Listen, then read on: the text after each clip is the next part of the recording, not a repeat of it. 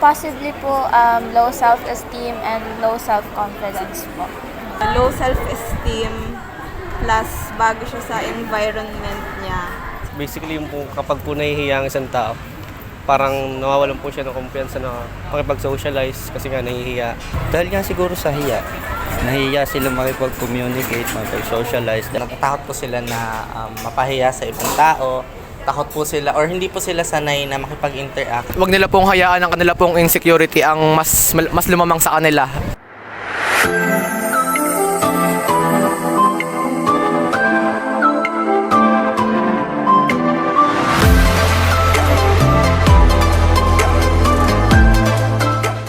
Are you ready?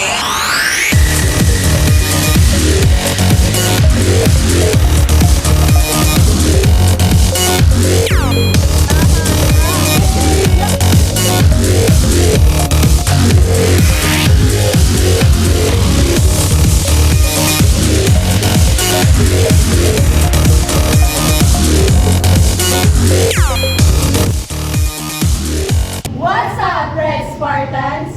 Today, tayo ay magkakandak ng isang vlog na kung saan alamin natin kung gaano nga ba ang level ng pagiging social literate ng mga estudyante ng Batangas State University, the National Engineering University, Pablo Borbon Campus. At alamin natin kung ano nga ba ang level ng kanilang communication skills at social skills bilang ito ay related sa pagiging social literate. Kaya tara, samahan niyo kami. Alam na!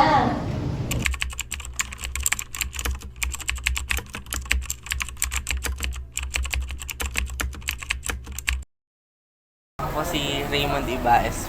Francis Paras. I am Christine Marie Hernandez from BS Psychology. My name po is Masaya Felix ASP na po. Team Samuel Panganiban po. Sir, we would like to ask some questions po about sa social literacy. So we have 5 questions po na i-ask sa inyo and kayo po ay sasagutin niyo po yung 5 questions po. And yun. And the first question po natin is, in a scale of 1 to 10, gaano ka ka-social literate? Siguro po ay 7 out of 10 po. Bakit niyo po nasabing 7 out of 10? Pagdating po sa socialization ay ako naman po ay hindi masyadong maano sa pakikipag-interact unless po ay unahin po nila akong imikan. And sa naman po, every time po na nakikipag-interact ako, madalas ko pong kinakausap yung pong mga taong kilala ko lang po. Kasi nga po ay Yun, kumbaga ay mas ka sa mga tao na mas kilala mo Yes. kumpara dun sa nakikipag-socialize ka talaga sa mga hindi mo kilala. Siguro po mga 7 lang. Kasi hindi po ako ganun ka-vocal po pagdating po sa pakipag-socialize. Pero kapag halimbawa po may sa akin, may nag-approach po sa akin, na-entertain ko naman po. A 7 po kasi there are times na I'm not that as social and I can consider myself po as medyo a social butterfly po. Ano yung mga posibleng hadlang bakit nawawalan ng kumpiyansa na makipag-socialize ang isang tao?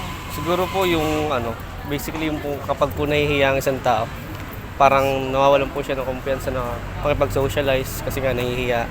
Hindi niya ma-express yung kanyang mga sinasabi ko. Naisip parating yung ganun. Low self-esteem plus bago siya sa environment niya. Siguro nag-a-adapt pa. Pero ang third ay wala pa siyang masyadong friends. Possibly po low self-esteem and low self-confidence po. Dahil po sa kanilang appearance, ko po ang isa po talaga sa pinaka-reason dahil po sa kanila pong insecurity sa kanila pong sarili. Yung kanila pong appearance nga, insecurity po, yun po. Tsaka po sa panghuhusga ng ibang tao towards sa amin o sa akin. Next question. Dahil nga siguro sa hiya. Nahiya sila makipag-communicate, makipag-socialize. siguro unang-una po yung kahihiyan po. Natatakot po sila na mapahiya sa ibang tao. Takot po sila or hindi po sila sanay na makipag-interact na kung saan po yung parang naging tawag din, nakasanayan po nila simula pa po nung una. Then, ang next po siguro ay part po yun ng characteristic nila. Siyempre, tayo naman po mga tao, may kanya-kanya po tayong strength and weaknesses. And siguro po yung weaknesses ng isang tao, kaya po hindi po sila nakipag-interact masyado. So ayun po. So according to you nga po is that yung strengths and weaknesses, and nabanggit nyo rin nga po yung kahihiyan, na madalas na kaya yung reason why maraming nahihiya na kapag interact sa ibang tao is that nahihiya sila na mag-approach sa iba. So yun po yung tingin nyo mga posibleng hadlang. In your own opinion, paano mapapractice ang social skills habang bata pa? Expose sa maraming tao. Tsaka- Child development, mula pagkabata, sanayan na expose sa tao, hindi yung ikinikip ng magulang sa bahay. I think po, parents play a big part in the social skills of a child po. So it's really important po na manonurture natin habang bata pa. Siyempre po, magsisimula po yun sa magulang po. Malaking factor po yung ginagampanan ng magulang sa paghubog po ng social skill ng isang bata. And dapat po yung pong environment na kalalakan po niya is very open po sa iba't iba pong uri ng communication. Para po, dun pa lang po, yun po yung maging foundation po ng bata. Para paglaki po niya is mawala po yung ganong klase ng attitude and magiging mas open po siya sa iba't iba pong uri ng communication. Ano yung mga advantage at disadvantage sa pakikipag-socialize sa ibang tao? Advantage, you make friends. Tapos, ang disadvantage, hindi mo alam kung sino yung tunay at hindi. Ang advantage nun, magkakaroon ka ng connection. Pag nakikipag-socialize ka, makikilala ka. Then, ang disadvantage naman nun, yun nga, parang magiging wala ka lang. Dahil hindi ka nakikipag-communicate, hindi ka nakikipag-socialize. Para ka lang, yun na, parang bagay ka lang. Yun. Advantage sa pakipag-socialize sa ibang tao is kumbaga marami po tayong kilala. Siguro una po, advantage. Siyempre po, makakagain ka ng friends, marami kang makikilala, and marami kang makikipag-interact, marami kang connection sa ibang tao. Then sa disadvantage naman po siguro ay pag hindi ka masyado nakikipag-interact sa ibang tao, siyempre po, wala ka pong ganong malalapitan, wala ka pong masyadong makikipag-interact na ibang tao kasi nga po wala po kayong ganong connection. And pag po naman super interact po tayo sa ibang tao, may disadvantage din po yun. Maaari pong maging cause yun ng iba pong harm, like para pong may manira sa inyo sa super closeness nyo po, and yun po. Ayun. So tama. Advantages po,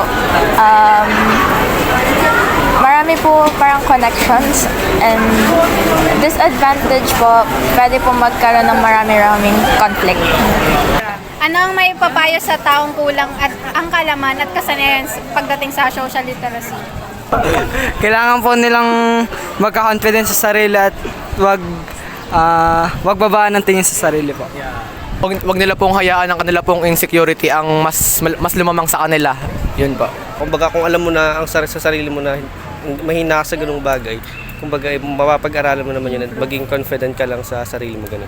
Being social really plays a big part po in our daily lives. Considering na everyday po, we need to be social to actually grow and improve out of our space po. Siguro po mag-explore po tayo. Huwag po tayong matakot na tumuklas ng ibang bagay. Yun naman po wala pong masamang gawin yung bagay na yun. Malaya po tayong express yung damdamin po natin. Pero make sure po na yung pong mga tao na kakausapin at lalapitan po natin is yung pong mga tao na may mabuting may dudulot sa atin po. Siyempre po, mahirap naman po makipag-usap or makipag-interact sa mga taong alam naman po natin na hindi po ganun ka-healthy ang maging kalalabasan. And yun po. Huwag mahiya, maging totoo ka lang, makipag-communicate ka kung kailangan, kung hindi naman, hindi don't. Hindi don't. Pero hindi naman masama makipag-socialize, kaya dapat makipag-socialize ka para kahit pa paano naman, involved ka sa mundo.